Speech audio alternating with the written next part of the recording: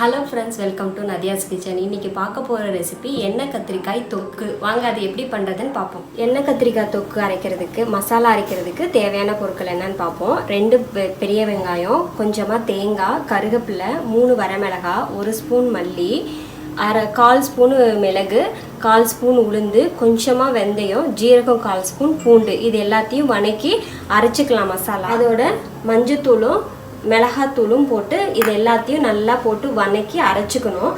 நல்லா nice paste அரைச்சி எடுத்து வச்சுக்கோங்க. இது தாளிக்கிறதுக்கு வெங்காயம், தக்காளி, லாஸ்ட்டாக புளி கொஞ்சம் ஊற்றணும். இதெல்லாமே இது ரெடி பண்ணி வச்சுக்கோங்க. இப்போ மசாலா எப்படி அரைக்கிறதுன்னு பார்க்கலாம்.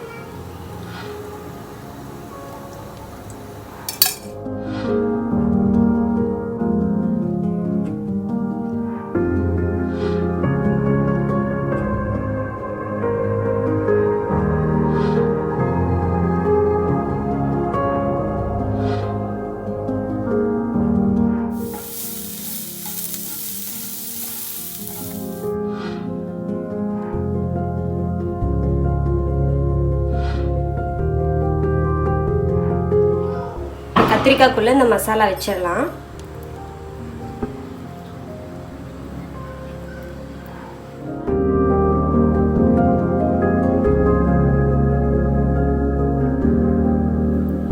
நல்லெண்ணெய் ஊற்றிக்கோங்க.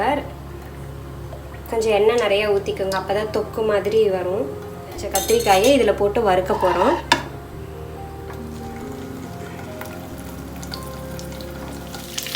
எல்லா கத்திரிக்காயும் இப்படி வச்சாச்சு. இப்போ மூடி வச்சுருங்க ஒரு 5 நிமிஷம். இப்போ கத்திரிக்காயை அப்படியே திருப்பி விடுங்க. நல்லா ரோஸ்ட் ஆகட்டும். கத்திரிக்காய் கொஞ்சம் வறுத்தாச்சு. இதை எடுத்து இப்படி ஒரு பிளேட்டில் எடுத்து வச்சுக்கோங்க. இதுக்கு சின்ன கத்திரிக்காய் இருந்தால் நல்லாயிருக்கும். எனக்கு கிடைக்காதனால இன்றைக்கி கொஞ்சம் பெருசாக இருந்துச்சு கத்திரிக்காய், அதில் பண்ணியிருக்கேன். இன்னும் குட்டி குட்டியாக இருந்ததுன்னா நல்லாயிருக்கும் பண்ணுறதுக்கு.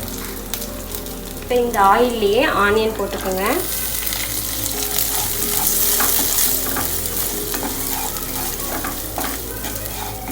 தக்காளியும் போட்டுக்கோங்க. போட்டு நல்லா வதக்கி அரைச்ச மசாலாவை போட்டுடலாம்.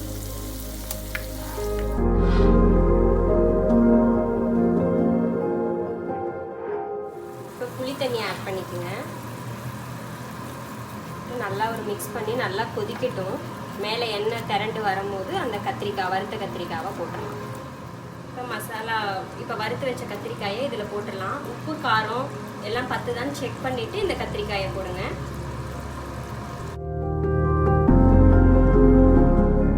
எண்ணெய் கத்திரிக்காய் தொக்கு ரெடி ஆயிடுச்சு. இப்போ அடுப்பை ஆஃப் பண்ணிடுங்க.